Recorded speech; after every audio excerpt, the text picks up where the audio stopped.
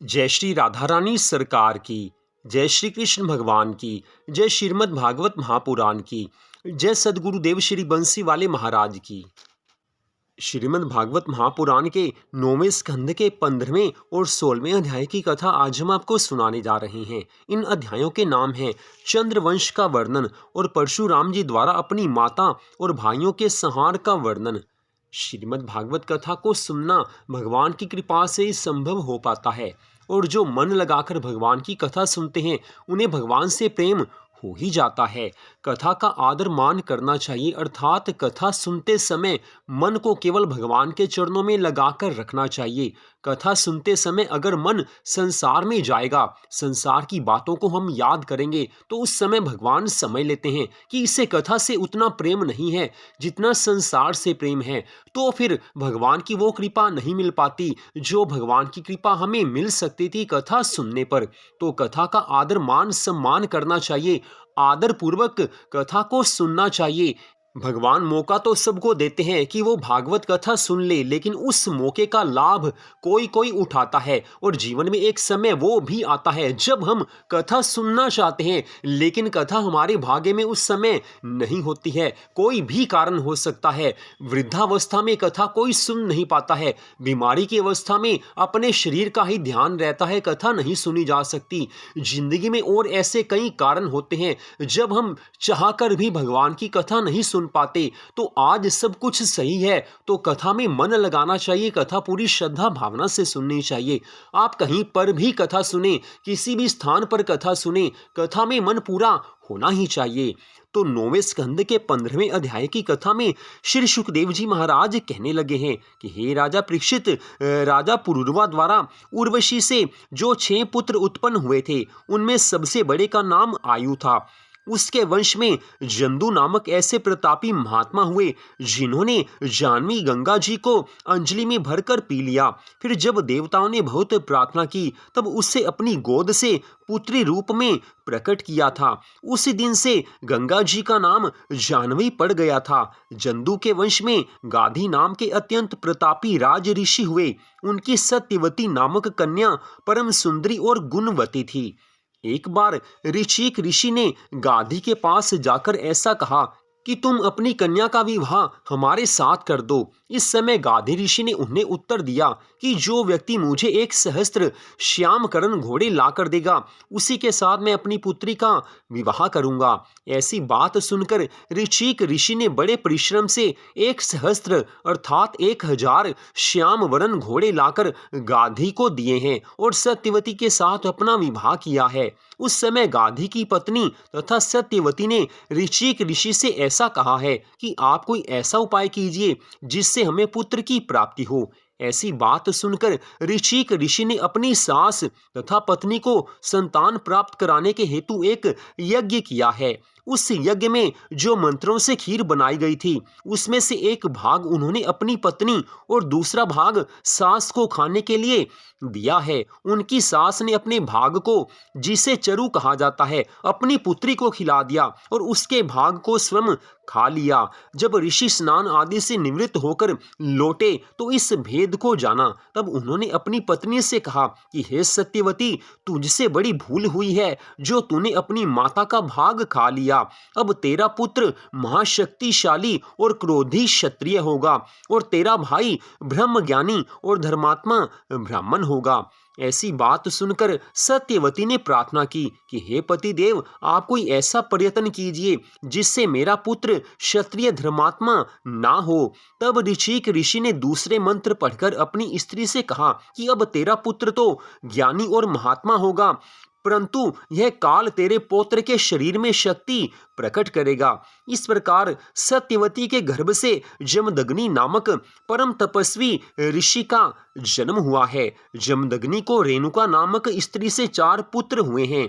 उनमें सबसे छोटे परशुराम भगवान श्री नारायण जी के ही अवतार थे। वे बड़े क्रोधी, युद्धकर्ता और महान विजयी थे। उन्होंने 21 बार देवताओं और ब्राह्मण के द्रोही क्षत्रियों को मारकर उनके वंश का नाश किया था। 16वें अध्याय की कथा में श्री सुखदेव जी महाराज कहने लगे हैं कि हे राजा परीक्षित, एक दिन भगवान की इच्छा से ऐसा संयोग बन गया कि परशुराम की माता रेणुका जल भरने के निमित्त गंगा जी के किनारे गई हुई थी। वहां चित्ररथ नामक गंधर्व अपनी पत्नियों के साथ जल विहार कर रहा था। रेणुका कौतूहलवश उसकी जल क्रीड़ा को देखती रही। तब बहुत समय व्यतीत होने पर उसे याद आया कि मेरे पति अग्निहोत्र पर बैठे हुए जल की प्रतीक्षा कर रहे होंगे, अतः मुझे जल्दी वापस जाना चाहिए। जब वह शीघ्रता से जल लेकर आश्रम पर वापस आई, तब ऋषि ने अपने योग बल से जान लिया कि रेणुका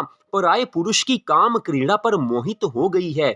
इसलिए रेणुका के वहां जाने पर जमदग्नि ऋषि ने क्रोधित होते हुए अपने तीनों बड़े पुत्रों को ये आज्ञा दी है कि तुम लोग अपनी माता का वध कर दो। परंतु उन तीनों ने इसे अधर्म समझकर अपने पिता की आज्ञा का उल्लंघन कर दिया। तब उन्होंने अपने छोटे पुत्र परशुराम को आज्ञा दी है कि तू अपनी माता और तीनों बड़े भाइयों को मार दे। इस बात को सुनकर परशुराम जी ने अपने मन में विचार किया है कि यद्यपि माता और भाइयों का वध करना महान पाप है, तो भी पिता की आज्ञा पालन के सामने ये कुछ भी चीज नहीं है।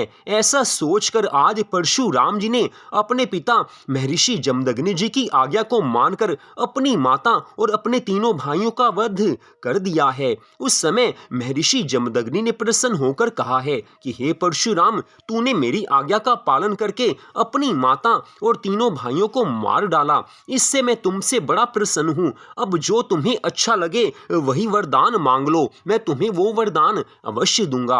ऐसी बात सुनकर परशुराम जी ने हाथ जोड़ लिए हैं और कहने लगे हैं कि हे पिताजी, मैं आपसे यही वरदान मांगता हूं कि मेरी माता और तीनों भाई पुनः जीवित हो जाएं और अपने मारे जाने की बात को वो सब भूल जाएं।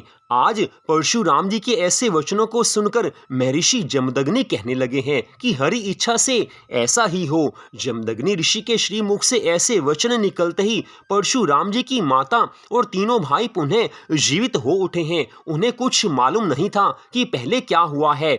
इतनी कथा सुनाकर श्री सुखदेव जी महाराज कहने लगे हैं कि हे राजन, पितृभक्त के तप में इतनी सामर्थ्य है कि हरि भक्त लोग मरे हुए को भी पुनः जीवित कर सकते हैं।